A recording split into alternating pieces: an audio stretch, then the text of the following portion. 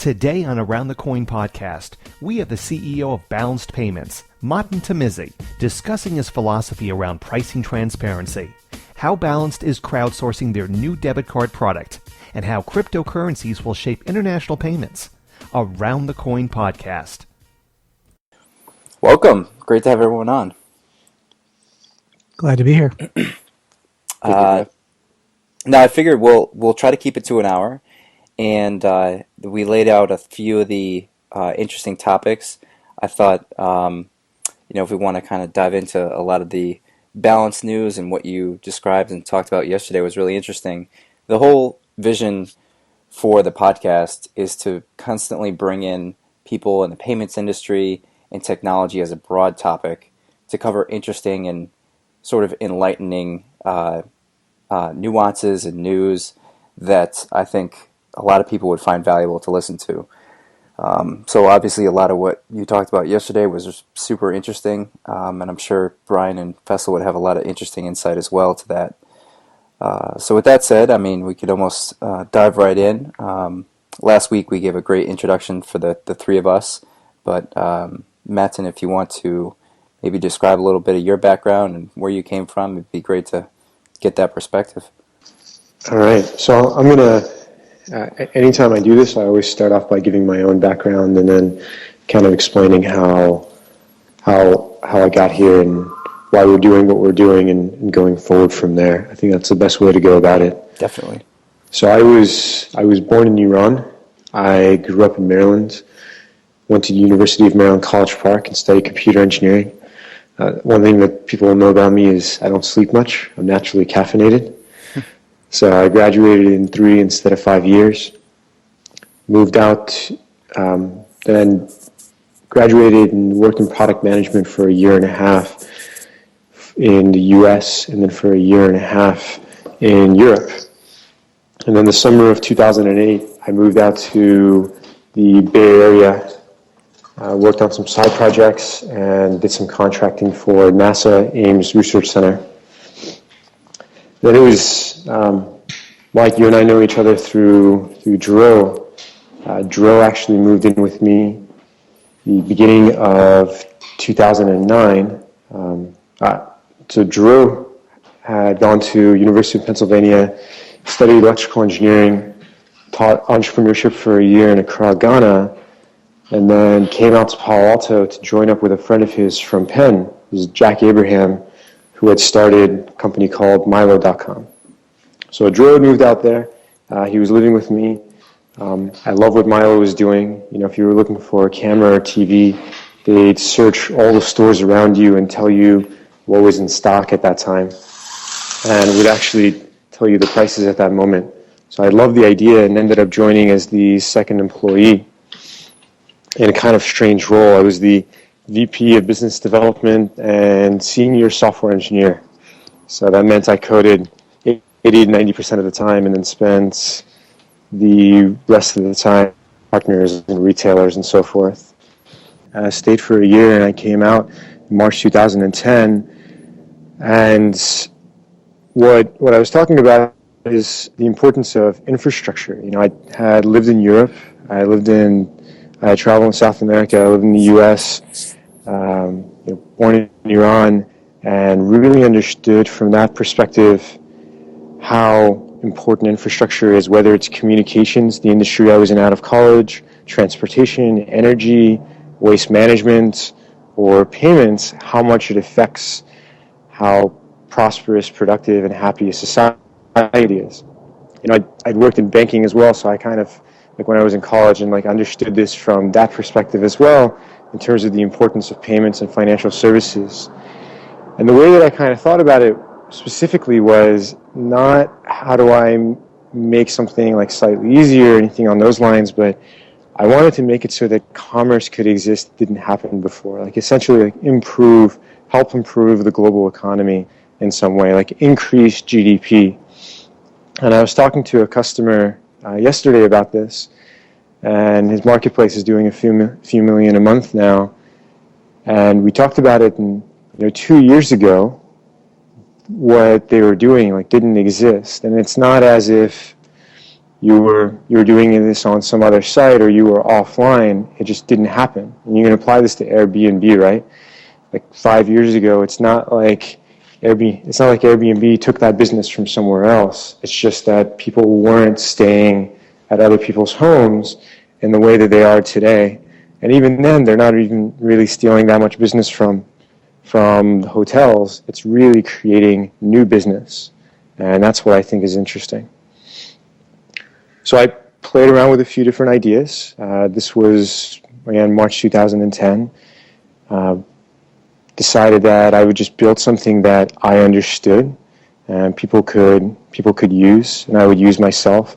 Build a mobile person-to-person payments product, released that July 2010, got a few hundred users and reasonable transaction volume. Was funded by Y Combinator for the November 2011 batch. November 2010 for the winter 2011 batch. And it was at that point in the beginning of 2011 when I brought on my co-founder, Mahmoud. So that changed a lot of things for me. So Mahmoud had also gone to University of Maryland, studied computer engineering. And when I was still at Milo, I had recruited Mahmoud as the fourth engineer. So Milo sold to eBay in December 2010, and Mahmoud left, joined me as my co-founder, and this is when things kind of shifted. I was able to think more about what was changing in the industry, and I talked to a lot of companies that were doing two-sided commerce, that were marketplaces, and I tried to understand, well, what is it that they were doing, specifically, like I try to understand, like, how could they use my product? Like, they have buyers and sellers on their platform, so how could I get them to use my product because they were enabling new commerce? But the pushback that I get is like, I love your product, but I really want something that I can integrate directly, set my own fees, and hold on to the money in between. I was pretty skeptical. I didn't understand why they didn't just build it themselves or use PayPal or Amazon Payments until I heard the exact same thing from several marketplaces and realized that Amazon Payments and PayPal had a terrible experience, and it was so much more complicated than building it yourself. Right? You had to deal with all the compliance and regulatory aspects of it, whether you're a payments regulator or like how you're actually classified, holding on to other people's money. The fraud component is building the robots payments infrastructure, the reconciliation and accounting associated with it, and so on and so on. So I realized there was an opportunity there, and I love what they were doing. Mahmoud and I built the initial version of our API in 8 weeks on top of what we had, released it, got a few customers, raised $1 million from angel investors, including SV Angel, Brian Chesky, the CEO of Airbnb, Ashton Kutcher, some great people in the payment space, including former Visa and First Data executive. Brought on Jero, who was the first employee at Milo, my former roommate, as my other co-founder. The sixth person in the company was our in-house general counsel. Spent a lot of time just growing out, spent a lot of time just focusing on the product and really spending a lot of time on infrastructure and compliance as well. And in January 2012, started working with JP Morgan Chase and Chase Payment Tech as our acquiring bank and registering as a PSP, a payment service provider. And it was around that time we really understood the model a lot better in terms of what our customers wanted and what the market was. And we built a new version of the product, released that June 2012, and we've been growing at about 25% month over month since then. And that's where we are today. That's exciting. It's an incredible story. Thank you. If I can ask a question. When you looked at the landscape of all of the systems that are out there, you presented, for example, Chase Payment Tech, a direct acquirer, essentially a bank, a network, and they also have their own payment gateways, if you will. And you look at Authorize.net, owned by Visa. How do you feel today, and how did you feel back when you were forming this? How you would compare, contrast, and compete in that market space? I think the difference in terms of what was available then is you had this spectrum of someone's going to give you like a wrench on one side, like a payment tech or like an authorized.net. Or authorized.net maybe give you a little bit more. And then somebody on the other side that's going to give you absolutely no control like PayPal or Amazon Payments. There was really nobody in between that would give you the level of control that you needed. And it's something that I struggled with, right? You know, I said how the company started off by doing mobile person-to-person payments, and it really showed in the DNA of the company for a long time.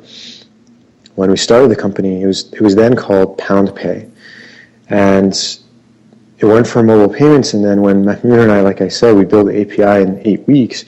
What we had done was just build an API on top of the existing platform.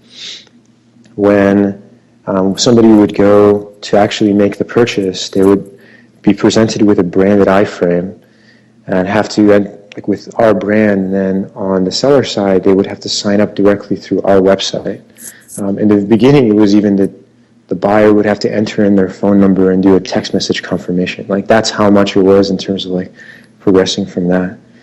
But it was this idea that we were going from where PayPal was and trying to make it a little bit more configurable, because that's how we were thinking about it is, oh, people wanted something like PayPal, but they just wanted more control over what existed.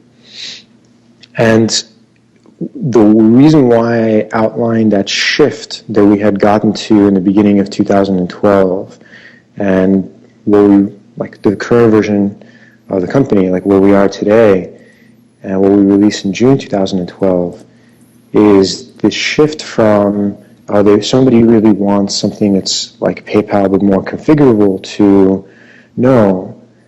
Companies now are actually fairly sophisticated. They want something that's white labeled. They have as much control over as possible, but they don't want to know what's behind the scenes. Like they don't want to care about the fact that we actually don't even use payment tech as our acquirer today, right? We work with Vantiv, and we have an agreement with Wells Fargo as well, but to them, the credit card processing just happens. They don't care how we pay money out or how we do next day ACH. It just happens all behind the scenes, or how the funds are held, or how we deal with the compliance, or anything on those lines. Everything else behind the scenes works.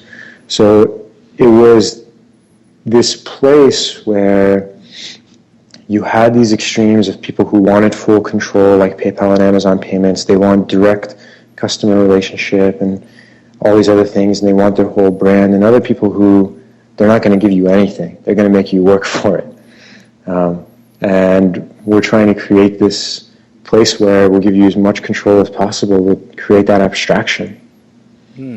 Hey, Matin, I think it'd be really interesting to dive into your philosophy on transparency. I know that the payments industry as a whole just has this reputation, rightfully so, of kind of being non-transparent, you could say. Even at the ETA conference, the payment industry conference, there's just a lot of it's very difficult to determine pricing, what companies even do, their transaction volume, and you guys almost take a radical approach in being very open and transparent. I'd love to hear your perspective on what that's done for you guys and what your thoughts on that going forward would be. Yeah, absolutely. So the concept of openness, let me explain what that means first of all. So we actually discuss a lot of our product and a lot of our pricing out in the open, in public, on GitHub, on internet forums, in our public chat room, on IRC, on Quora, through our blog, and everywhere else. And that actually started in late 2012, not because we wanted to become necessarily an open company. It actually started because we were trying to create more accountability, both internally and externally, for what we were working on. And that was really the original motivation. And as we started doing it, a lot of us started to realize as engineers and seeing other companies that are out there that this gave us the ability to have communicate with everybody else, communicate with companies that were out there, and have an open discussion about our product as well. So it's the sense of openness. It's something that I think is lacking in the financial services world because people don't necessarily want to talk about what's going on. They feel like some of the things that they have are like trade secrets or things that they know that other people don't know. And I kind of thought about it this way when somebody challenged me early on, and they asked me, "Well, you keep talking about openness, but why aren't more people open?" And I thought about it myself, and I tried to figure it out, and I realized that every single one of us that's in the payment space, a lot of people think that we know something that other people don't, right? Like Balanced is working with some bank or has some kind of structure or registered in a certain way. And to compete with us, you have to figure out those same kind of things. So in some ways, that knowledge gives us some kind of advantage over somebody else, right? Not really. Because the reality is, if you look at the other companies that are out there, and you guys are making this even better, is that people already know how things are structured. What do you lose? If I talk about what's going on and I create discussion, or if I'm more open, it's not my competition that's going to learn something new. If anything, it just enables me to grow, and it creates more accountability over what we do. Part of what we did recently that you're referring to is pricing in the payment space, in the credit card processing space especially, is pretty confusing and is fairly opaque. You have really different types of fees that you pay at different levels. You have the interchange fees that you pay to the acquirers. You have, the interchange fees you pay to the issuers, the acquirers' fees, and then you have the processor's fees, or PCI, and everything else on those lines. And of course, Stripe, Balance, Braintree, just kind of bundle that together. And what we've done is then take that and say, well, we're going to create volume tiers on top of that as well. And this came from every time we would talk to different customers, people would try to negotiate, they would try to get better pricing, which makes sense in the payments world. And as part of openness, as part of accountability, internally we had set some standard pricing that we would follow, that we would try not to give somebody better pricing just because they negotiated better or just because we like them better. We try to keep it as standard as possible and as fair as possible. And what had happened was I was negotiating with the bank at one point, and I got really frustrated because I got better pricing because of our volume, but I couldn't for the life of me push them to the point of saying, well, at what point am I going to get even better pricing than what I have now? They just wouldn't tell me. The feedback was, well, just come back to us when you have more volume and when things have changed, and we'll talk then, and maybe we'll give you better pricing then. But I didn't know when, or I didn't know what it was going to be, so I couldn't predict, I couldn't forecast, I couldn't do anything. It's almost like raising your credit limit for a credit card for consumers. It's sort of a subjective assessment in a way.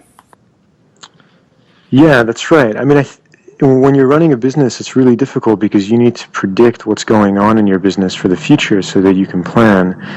And I got off that call and I started complaining about it, and then my co-founder Dro just said, you realize, you're asking us to do the exact same thing when we talk to customers.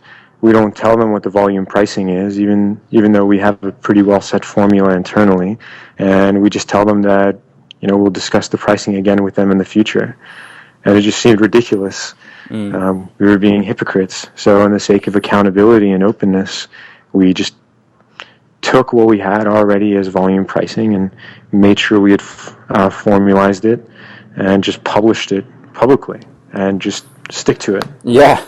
Brian, what do you think in terms of, I'd say, Brian, you have one of the most extensive networks of typical industry payment executives and people running ISOs and all along the bank infrastructure. What do you think the reaction is from moving this kind of transparent direction? I think it's amazing, actually, and it's the manifest destiny we're going to see for all sorts of payment processing vehicles, from retail to internet based. But let's see why this happened. A lot of people just assume that this greed and opaque nature developed on its own in some dark alley. It happened because if any of us were to view the interchange charts that are produced by Visa and MasterCard circa 2014, it's going to change in April and get more complex. Twice a year, these charts come out from Visa and MasterCard, and they're cryptic for almost everybody. I know people who are experts in the payment space who vaguely understand it. Last week, I was talking to somebody who is, very well-known individual who is running a payments company, and they were fully misunderstanding a lot of the fees, dues, assessments, and interchange fee, rate structures. So when you look at those charts and you try to normalize them, meaning you try to set a fixed price to a merchant, you're essentially setting up a casino. And that's a good and a bad thing. It's a good thing because it creates a singularity of price for the merchant. They have a regular known fixed price schedule. But on the other side of that, there is, just like anything that's being normalized, there's going to be winners and losers. Now here's the sad part. The sad part is, just like was mentioned here, is that, maybe there's a secret recipe out there. Maybe somebody knows something that I don't. Maybe I got a better rocket scientist who figured out pricing strategies just the right way. Let me tell you, nobody knows this. I know people who have been working with inside of, for example, PayPal for decades, almost decades. And they really thought that they can create a model where they can expect how many debit cards will come in at this interchange, how many, corporate cards, things like that. Nobody knows this for sure. I have watched some amazingly intelligent, brilliant individuals produce models that have cost companies millions of dollars in losses. So it's a difficult thing. So what Balance is trying to do is extremely commendable. And it is doing an incredible service, but really we have to applaud to them for working with these complexities, because it's a moving target. Overnight, one particular merchant could be taking 99% corporate cards. And maybe most of us don't know what that means. What that means is that card could, in fact, be IRFed. It can come in at almost 3.9%. So if your model assumed 30% of debit cards and 90% are coming in as corporate, and that's a very large customer, and they're doing potentially millions of dollars per year, you're operating in the red. And everybody that is normalized pricing, from Square, Balance, Braintree, PayPal, they're all in the same market. And it's amazing what's going on. It has to be done. But if you want to go to the source of where this all started from, it started out because in 1975, there was one price that everybody paid, whether you keyed in a transaction or you swiped it. From 1975 on to today, we have more complexity. There's 795 approximate interchange categories if you include all of the MasterCard minutiae. It boils down to much less than that, but that's what somebody in a processing venue has to deal with. And that's why merchants are frustrated, and that's why there are tiers. That's why there are all these different platforms. Yeah, I think pricing is one level of transparency, and then as well as the product, I almost see pricing as the easier to be transparency. Yes. I mean, your product is your core value. Matin, if you want to dive into the crowdfunding idea, I found that fascinating, and might end up being a trend for other startup companies, not just in payments, but all across the board. Absolutely. So let's let me explain more so in terms of leading up to how we even got there, in terms of what we're doing for crowdfunding for something that we're building as a company that already exists. Is I talked about in late 2012 when we started doing more in terms of actually running the company in an open way and having open discussions. Something happened over 2013, especially in the beginning of 2013, is we would talk about doing ACH debits, right? Give somebody the ability to debit directly from someone's bank account. And a lot of our customers were demanding that we do it, but we pushed back pretty hard. I said, well, this is how it would work, and we tried the economics of it and understand the risk. The pricing that we had discussed openly was to do $1 per transaction, and it was really tough. Here were all these people and that wanted a product, and I had even gone through and written the specifications, explained how it would work. We had discussed the pricing, and I had to go back and say, I'm sorry, but we can't do it, and here's all the reasons why. And then eventually the conversation picked up a few months later when a couple customers came back to me and said, well, we'll pay you more. And I said, yeah, but look at the math. And it finally got to the point of them saying, we'll pay you 1%. So the pricing that we ended up doing was 1% plus 30 cents, and that at that price, the accountability was we had to do it. It just made so much more sense. If our customers wanted it, I couldn't argue that, well, at this price we can't offer this product. So we ended up building it, we released it, and over time we've gotten it to the point where we've put a $5 cap on it, because we have customers like WeFunder and Funders Club that are doing $10,000 plus transactions, so we can make it possible for them. So this is a very specific instance of that. But in many cases, we've had people requesting features and requesting services for us to have, and we've had to discuss it openly. Checks was another one. We had to explain publicly why we weren't going to support it. And then something that's come up many times over the past is the ability to deposit it to somebody's checking account using only their debit card number, right? Just take somebody's debit card. You don't ask for their account number, routing number for their bank account. Their debit card, that's something they feel much more comfortable sharing than their bank information. It's something they have with them, and it's accessible. And you can verify the debit card number in real time, where the bank account information, you have to wait days for the customer's bank to tell you whether it's the correct information or not.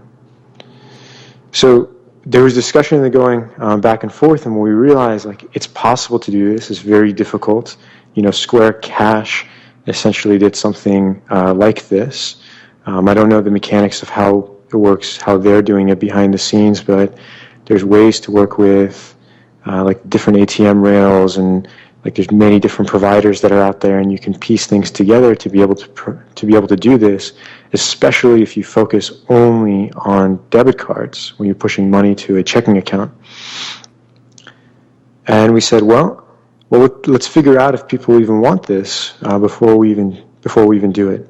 And we went beyond just having the discussion. We decided that we would actually just create a crowdfunding campaign, put it online, and let people communicate to us that way. The difference is, in this case, we want somebody to say, I'm really going to be a customer.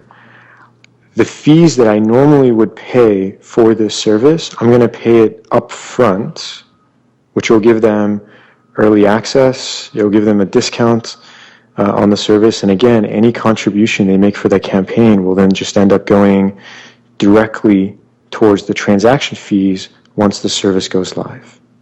So it was kind of interesting. We're taking a specific feature that people are saying that they want, and we're saying, okay, well, if we reach $50,000, which is actually a very low goal, we reach $50,000, and enough people saying that they want us to create this product, then done. We'll go out and do it. incredible. I mean, you'd have to believe that other companies are going to adopt a very similar thing, especially when your product directly saves money, right? I mean, it's not anything that would, it's not even a big question mark. You know, if you can explain to someone that you're going to save them money. And I think from our experience, you know, with our company, Home Hero, we accept credit and routing and send our caregivers, our supply side of the marketplace, money directly. And a debit card would be much easier. So to make it cheaper and easier, I think you guys will kill it in this crowdfunding campaign. I had a quick question. Is that debit card just for US, or would it be applicable to any debit card anywhere in the world? Only US debit card. Thanks for clarifying. There's a number of limitations on the systems outside the United States on how debit cards work, and some of the techniques that Square Cash is using, and I know about a dozen startups in stealth mode that are using similar types of mechanisms. There's ups and downsides to this. One of the systems that are out there, and I don't want to mention one, is actually not really Come on, Brian, you utilizing can the mention debit. it. Yeah. Anybody reads my Quora post will know what I'm talking about. Throw it in. They're using a refunding system, which is considered, ironically enough, an unbalanced transaction. So the debit card is getting a refund for a purchase for a transaction that didn't take place. Very creative, very unique, right? The reason why it hasn't been done before is it is relatively illegal. How long it goes on, if somebody's going to be looking the other way, fine. But under the current system, you can't do an unbalanced transaction very long before something winds up happening from a regulatory standpoint. And some of the recipient banks are already quite upset over having unbalanced transactions. You look at your statement as a cardholder, and you see purchase refund or refund for a transaction. Well, that's interesting because you don't have another purchase to balance that out. And if you're audited and you have, say, somebody paying you regularly to the thousands of dollars, the auditor, and maybe in this case the IRS, is going to look at it and say, okay, you just got $10,000 this year refunded to you. Where'd you get the money to make the purchase? It's going to be really hard to explain that. So really, this is where Moore's Law is moving much faster than bankers. And we're using systems in a very creative way, but there's repercussions in using it that way. Now, there are ways to solve this. You know, there are really easy ways to solve it. What's shocking to me is some of these very, very large companies that are, moving in this direction aren't using these techniques, and I don't know why. Yeah, have Brian or Faisal, have you seen other payment companies do this sort of crowdfunding product move where they're essentially publicizing what they're doing and they're going to build it only if it gets funded? Because to me, it's brilliant. I mean, there's so much decision internally. I think the most difficult challenge in a startup is figuring out what you build, right? And if you get your customers to fund your product, or your feature of a product internally, that's huge. I think it's brilliant. I mean, I think everything is going to go this direction. I mean, let's look at all these different electronic devices. All right, I'm a Kickstarter freak. All right, and I have a lot of things that I would not have purchased unless I got seduced into Kickstarter. And I'm not upset, but I mean, I have 7 watches. And my heart breaks to all these guys. But I mean, it's great. But I don't know. Time may tell that we may have created a great way to bump a concept early adopters, but I'm not sure if it's long term. Let's look at Ouya, a game platform. I'm an early adopter of that.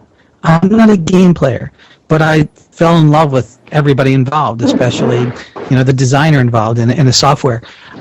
It may be argued today that phase 2, and that is the greater market, it failed. Now, I'm not at all suggesting that all systems, and I think Balance is probably not going to fail in the greater market. I think they're going to hone and craft a product that's going to have wide adoption because its target audience is always going to be on the side of nerd them, if you would, the nerd world. All right, but general mass products, I don't know if they're going to be able to, jump the chasm. Yeah, that's interesting. Do you think, Matin, you're going to stick with this approach, assuming this goes well, and roll it out for other ideas internally that you guys have? Well, we'll see. I mean, this is kind of a challenge, right? In the sense that, like, we're presenting a challenge in the sense that if it doesn't meet the goal, then I save myself a lot of time and never having to build it out. If this is something that people don't actually want, then yeah, I put myself out there and asked if people want us to build this, and if they don't, then that just means we don't have to build it. But it's also a good excuse to not build it. I know when you mentioned the checks, the reason why you're not building the checks feature is that you have to go and explain it now to all the people that you once aired out the ideas with, and Kickstarter, if it doesn't get funded, then it doesn't get built. Yeah, exactly. I think the other thing that's going to change from a crowdfunding standpoint is that, Kickstarter is great, and you've got Indiegogo, and you've got a few other platforms, but CrowdTilt, which in full disclosure is one of our customers, did something interesting. They created this platform called CrowdHoster.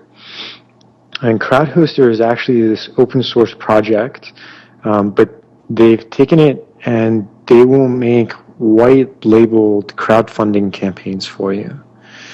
So if you're building a brand new project, if you're 3 people and you're starting a brand new project and no one's ever heard of you and you don't have an established brand yet or anything on those lines, then Kickstarter works well.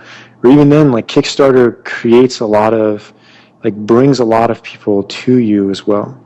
The difference with CrowdHoster is I'm trying to drive a lot of the customers that I already know. I'm trying to drive, I'm going to Hacker News and a lot of the other channels that I'm already familiar with.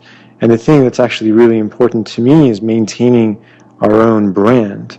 So I never would have done this on Kickstarter, right? A lot of the other platforms that exist out there, I never would have done this before. But because CrowdHoster gave us the ability to really create our own experience and maintain that company brand, I think that's what made it possible for us to have all that control. And from that, I think if companies are going to follow this model, it's going to be because CrowdHoster also makes that possible. Interesting. And are you guys one of the first ones to try this? So the most popular CrowdHoster campaign so far actually is Soylent. And if you're not familiar with Soylent is this energy replacement drink. This meal replacement drink. So it was YC founders. Their company didn't go in the direction they wanted, and they turned it around and they said, well, we weren't eating well, so we would mix all these different powders and formulate this drink that would give us all the nutrients and all the vitamins that we needed.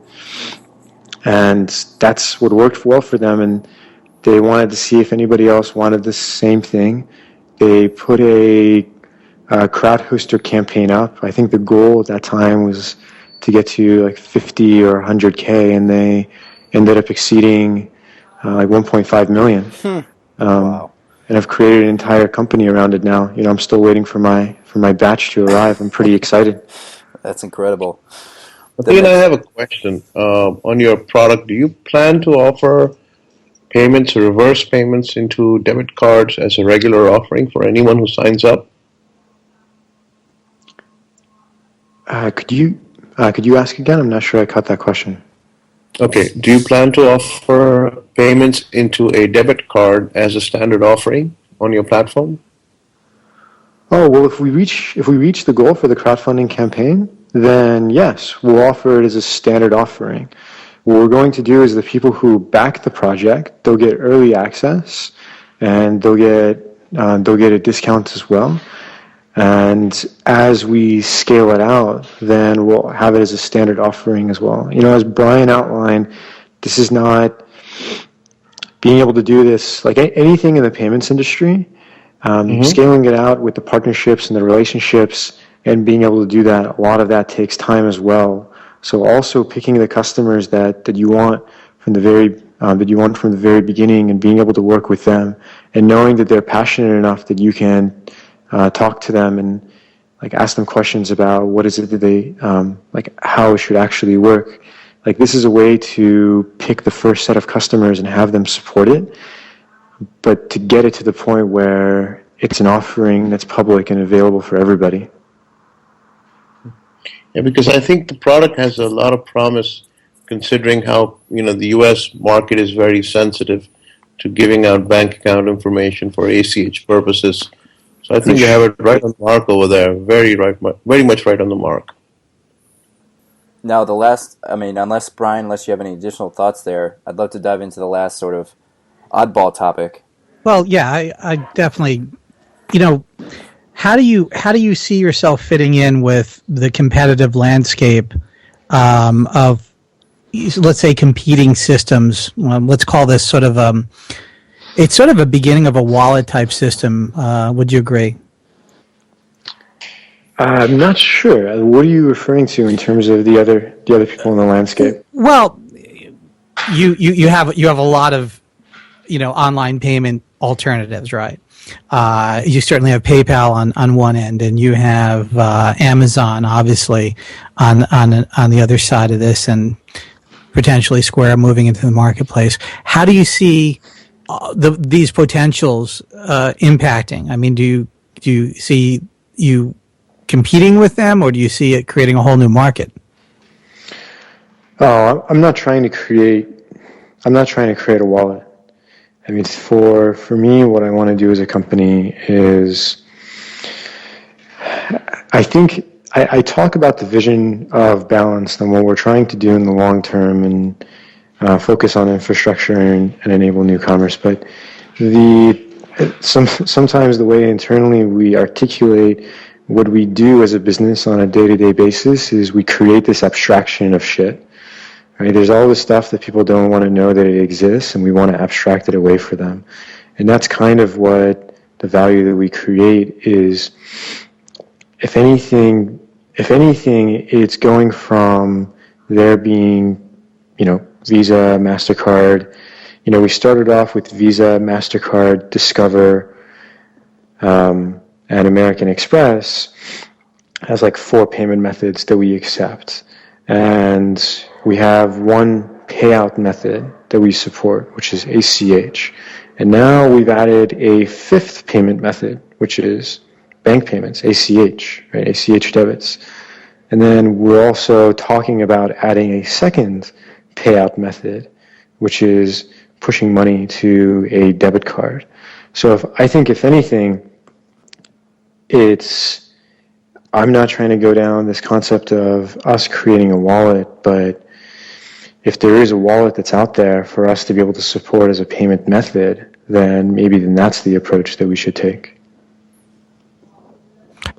I see. So as you aggregate all of this payment data on the consumer side, your view is not to create a sort of consistent, centralized repository of payments to your existing merchant base, to make it easier for the consumer who has used your system to make transactions faster, maybe more efficient. Yeah, let me answer the question. I'll answer the question in this way. Brian Chesky, the CEO of Airbnb, is one of our investors and is an advisor of mine. Early on, he sat me down. We were sitting down together, and he asked me a question and trying to understand my business. And he said, "Who would you say is your customer? It's like your customer? Is it the buyer? Is it the seller? Or is it the marketplace?" And I kind of stumbled around in my answer, and I said, "Well, it's kind of all three." And he's like, "No. He said, "Pick one." I was like, well, I guess the end customer is the buyer. And he's like, is that your customer though? And I'm like, no, my customer is the marketplace. And he's like, great, okay. So everything you should focus on is by creating the best product for your customer, the marketplace. And at the moment, none of our marketplaces have asked us to create a product where we have a wallet, or it's like a balanced wallet that somebody can use across many different places. If that request changes, then that's what we'll do. But my focus is to try to create the best product for the marketplaces that we work with them. And that's one of the reasons why, we are white label in the way that we are. And let them create the brand and let them create that experience for their customers the way that they want. And again, if our customers, the marketplaces, want us to build things out in a different way, and again, we'll know, and so will you, because it'll be discussed openly, then we can rethink that. But at the moment, that's the way that it is. Interesting. A great focal point by Brian to get you into that mindset, because I think a lot of people miss who their true customer is. So great focus. Matin, I had a quick question on your marketplace. Since you're mostly U.S. concentric, what are your plans for expanding internationally? Because if you read through the Quora forums or Stack Exchange or other payment forums, you'll see there's a huge demand for they literally cite names like, is there a balance equivalent in Singapore or Hong Kong or India? So do you have plans to expand out to international markets? Without question. I mean, we need to. We're going to expand out elsewhere. And again, this comes back to this abstraction I talked about of we're thinking about different payment methods in. So then you have to be able to also think about being able to pay out to anywhere in the world, and also working with any company in the world. And in the beginning, I mentioned improving the global economy. I didn't say improving just the U.S. economy. So it's that becomes incredibly important. And I think the other part of it is you think about I think they're in marketplaces, we're learning more and more, but some of the theories that I've heard thrown back, and I haven't seen all the data behind it, is that there's actually there's some asymmetry in marketplaces in terms of where the buyers are and where the sellers are.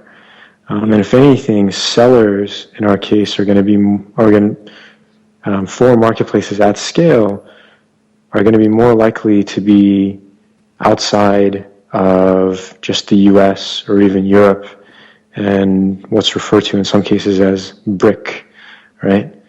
Brazil, Russia, India, yes. China, and Korea. Yeah, Korea is the last one. So in my view, we have to support international.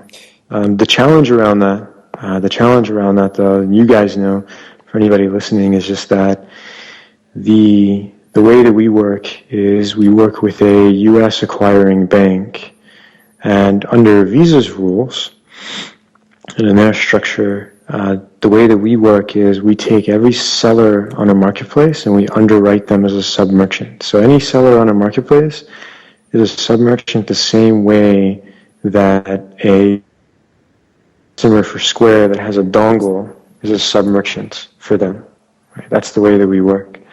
But under that structure, it means that if we wanted to support sellers in Germany, then we would have to also work with a bank that allows us to underwrite people in Germany as merchants.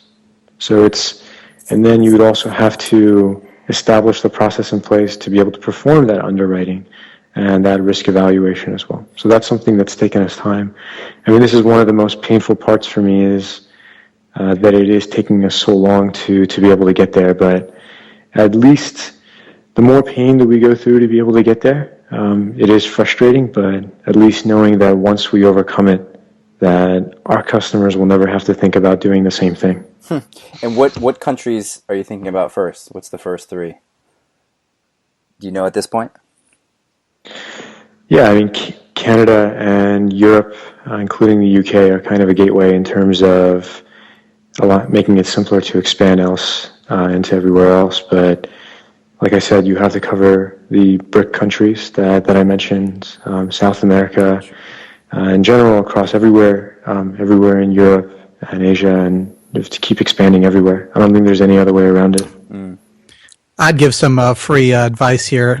Try Australia as a great gateway country into Asia. I've advised a number of companies to do that, and it works great. Well, there's another reason why Australia is particularly significant for us, is that Australia and New Zealand are the best adopters of collaborative consumption of like anywhere in the world. Like, you kind of think about like marketplaces and collaborative consumption companies succeed incredibly well in San Francisco because of the culture that people have. But it goes even further in Australia. Like, you go to a random place in the US and ask somebody if they know what Airbnb is and see what they respond, like outside of San Francisco. And then go to Australia, and I guarantee you the percentage of people that know what Airbnb is in Australia is greater than the percentage of people that know what Airbnb is in the US. And not only that, there's just a wide adoption of technology on a number of different age brackets that you really don't find in almost any other part of the world. I mean, back in 2010, when I was advising a payment startup that has a dongle, and they were not going international, and in 2010 I said, you need to be international now. Australia and New Zealand were the gateway countries to get into Asia, and now, unfortunately, they jumped into Asia first, and getting backwards is going to be much more difficult. Canada is obvious, and so South America, but to really get a feel for how technology systems are going to be adopted, I recommend Australia, New Zealand. And Matin, I'd love to dive in. Last week we had a great conversation with the three of us all about Bitcoin. And, it's a very extensive topic, I know, but I'd love to hear your perspective on, have you guys talked about integration internally? Is there anything on the roadmap or anything released that I might have missed, or do you see that as part of an integration plan to roll out internationally? Yeah, you missed this. We announced it 2 years ago. No, I'm just kidding. No. There's nothing that you missed. I think that there's, to start with though, I think there's a misunderstanding of what Bitcoin even is. And I think part of it is that people think about Bitcoin as a network, but Bitcoin is not a network. Bitcoin is a currency. So I think that's where everybody needs to reframe how they ask this question for supporting Bitcoin, is asking me whether we're going to support Bitcoin is the equivalent of asking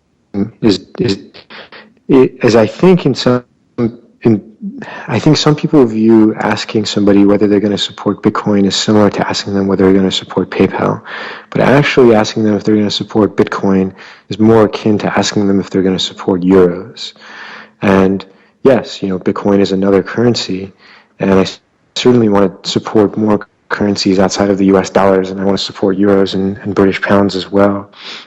I think the difference and what's specific with Bitcoin is that you take the traditional payment methods and the traditional payment networks that are out there, like Visa, MasterCard, Amex, Discover, or other like bank transfers, and none of them support Bitcoin as a currency, which kind of puts us as a processor in this situation of well, for me to support Bitcoin, I can't just say I'm supporting US dollars where somebody's going to mail me cash. For me to say I'm supporting Bitcoin, I don't know are they going to send me the money from their private wallet, or where are they going to send it to me from? So I think that's where it kind of gets to the point of, where does the actual Bitcoin money come from, and how does that how does that structure end up working from? Like, what end up becoming the Bitcoin payment methods? Is Visa going to start supporting Bitcoin as a payment method, or is there going to be other transfer models that we can support with companies that are Bitcoin wallets or banks that end up supporting Bitcoin? Who knows? But I mean, the reality of it, I think we'll actually know fairly soon. So I won't be too dismissive.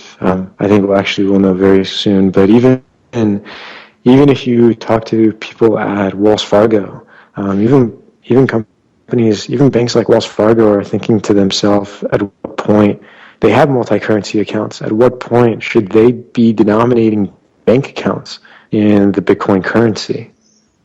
So, and that's really how I try to think about Bitcoin then, is as a currency, Bitcoin is here to stay. As a network or as a payment method, I don't think that there's any standards, or I don't think there's any payment method that's had mass adoption for Bitcoin yet, but we'll find them and we'll work with them. Do you see Bitcoin challenging the existing payment infrastructure at some future date? So again, I think that the difference is that I don't think that Bitcoin challenges. I don't think that Bitcoin challenges Visa, right? I think Bitcoin is another currency. The companies that are created by supporting Bitcoin as a currency, those are the ones that are going to challenge Visa. But, that's sort of a de facto, because obviously if the companies that are creating value around it, the Bitcoin is just a vehicle. I guess what I'm trying to get at is if you just see it as a currency and not the uniqueness of the no barriers to moving money. I mean, there are significantly less barriers to move the money around when it's in a Bitcoin or a cryptocurrency, algorithmic currency. And some of the barriers are the cost to acquire a transaction. For example, it would be ridiculous for you to use existing payment infrastructure to move around a nano transaction, something fractionalized pennies, or a microtransaction pennies. Do you see that there's a future in utilizing payment in such a manner? Yeah, well, where are you going to store your Bitcoins? I guess that's why companies like Coinbase and a few others are rapidly building, now approaching 750,000 wallets. It's inordinately difficult for the average person to download a blockchain for a local wallet. I mean, right now, Bitcoin blockchain download for a wallet might take 7 days on a typical computer. Litecoin about 3 or 4 days, maybe 5 days. It's going to be online wallets simply because of the complexity of the current way wallets are being built and the blockchain. So I would say you're certainly going to be seeing it on online wallets, certainly for the near and midterm. Right. So then to go back to your question of it's incredibly easy to move Bitcoins between people. Yes, and I agree with you. If I have a Bitcoin on my laptop and I want to send it to you, to your private wallet, then it becomes incredibly easy to do so from an infrastructure standpoint. But realistically, I don't want to store Bitcoins on my laptop. I'm going to be storing it in some wallet. So again, it's going to go back to the same structure of there's going to be a wallet, or a wallet is basically another word for a bank that is going to allow me to have an account denominated in Bitcoins that I can transfer to somebody else that has another account. And again, it should be independent of what that account is, of like where that other account is located, right? So I think this is what ends up changing, is you're talking about the things that are revolutionary about Bitcoin. I think to think about what's revolutionary about Bitcoin, and you think about what's different, or really any kind of any kind of change that's going to happen at the scale of really affecting us, like over decades especially, is not how is Bitcoin going to change your life or my life, or how is it going to change our generation? Because the reality is, like, things like anonymity and things like that, if you apply it to how are my children going to be using Bitcoin, my children are not going to be thinking about, this is a anonymous transaction, or this is listed publicly, or things like that. They're going to be thinking to themselves, what does this enable me to do? How is this more convenient than what I could do otherwise? Right? And I think if you think about it inside of that framework, then what you realize is that the banks in the U.S., like anybody who's trying to create a wallet, anybody who's trying to create any kind of like payments infrastructure, they're banging their head against the wall, because right now they have to transfer money over the SWIFT network for wires, ACH, over like Visa, MasterCard, over these kinds of things. And what Bitcoin does is that they can transfer that money directly, like they can transfer that money directly themselves.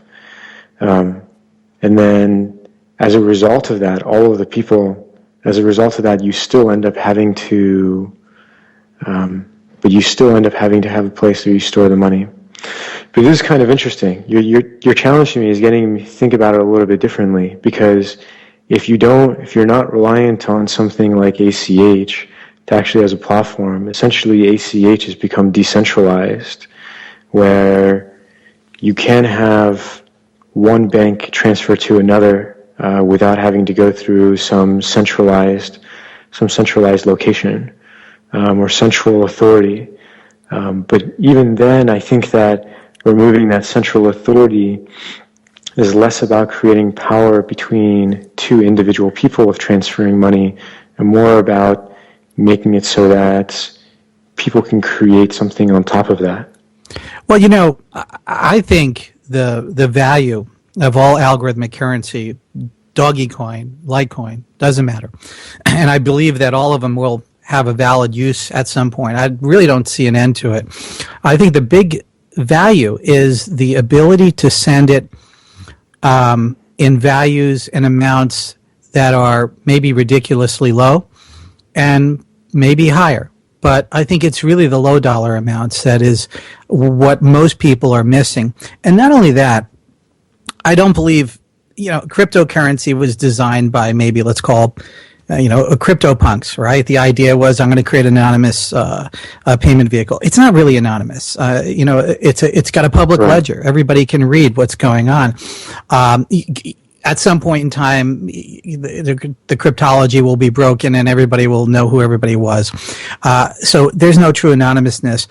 What it really is doing now, it's taken on a life of its own, is you can start creating industries and facilitating ideas because of the fact that there isn't a centralized gatekeeper who is taking money out of the middle just merely by so-called creating a currency, if you will. I mean, in a sense, once you move money into Visa and MasterCard or a debit or even checking account, you're sort of creating a form of currency. We don't see it that way, but as it's traveling electronically, it's really not dollars.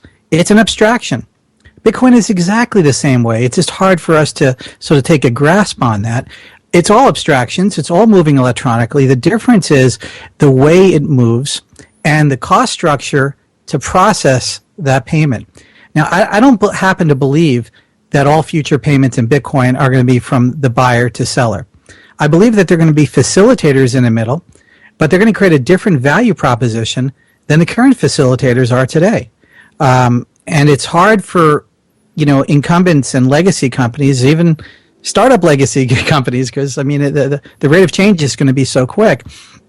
I'm talking it's 16, 17, 18-year-olds who already see this vision of, well, yeah, I could person-to-person payments. Yeah, that's sort of old school. I more see a way that I can, enrich somebody who's got a cool idea, who's got a cool meme, a cool picture, and to be able to do it very quickly. And we're seeing that organically happening with Dogecoin. Again, the whole thing seems to be a farce to people, but there's an incredibly vibrant and rich culture of tipping that's taking place. We're calling it tipping today because that's our relativity. But it's going to be a much more complex environment where people can get enriched. And I think all payment vehicles are going to be influenced by this. It's going to be the tail wagging the dog. Yeah, what's kind of interesting is that Dogecoin. So Dogecoin is actually what got me to the tipping point of fully understanding Bitcoin and cryptocurrencies in general, is that the Bitcoin community, there's such a political and like dogmatic drive to how people think about Bitcoin that it sometimes makes it difficult to actually just cut through that and think about the use and what it really means. And Dogecoin, people don't take it seriously in the same way.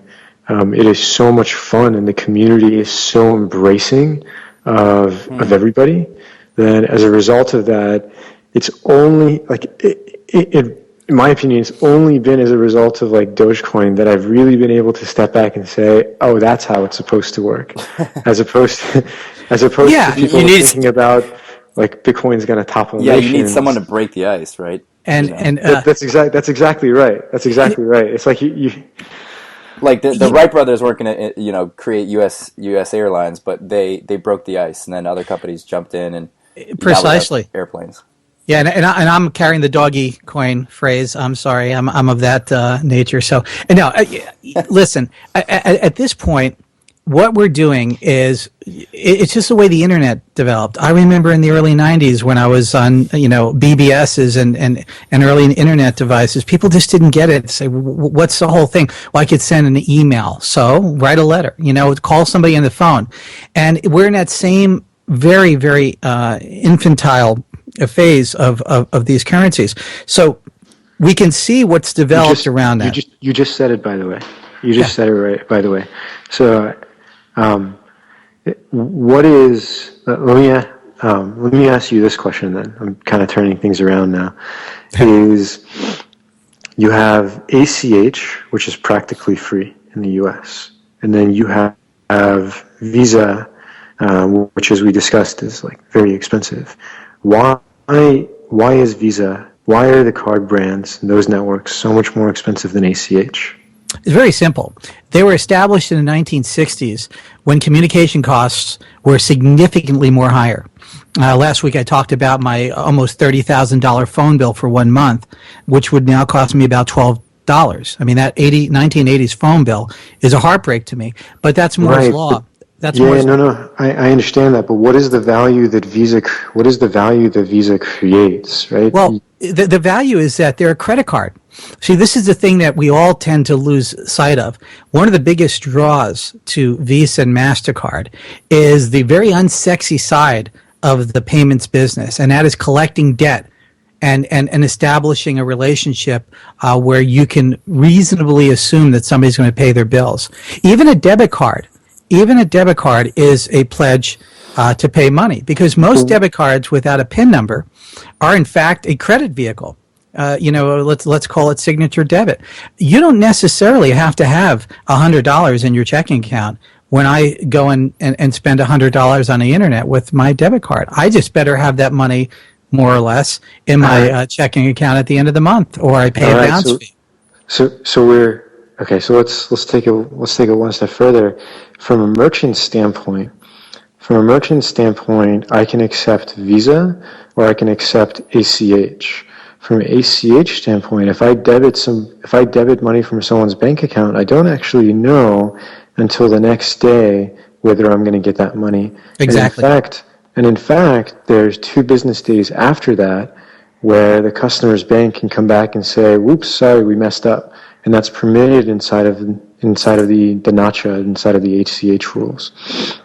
But in the card brand world, somebody goes to checkout, in real time, you get a contractual guarantee that you will get this money, right? You have this guarantee of 7 days that you will get this money. Well, repudiation on all these electronic forms of payments we're talking about is possible. I've seen repudiations on ACHs up to 3 years later.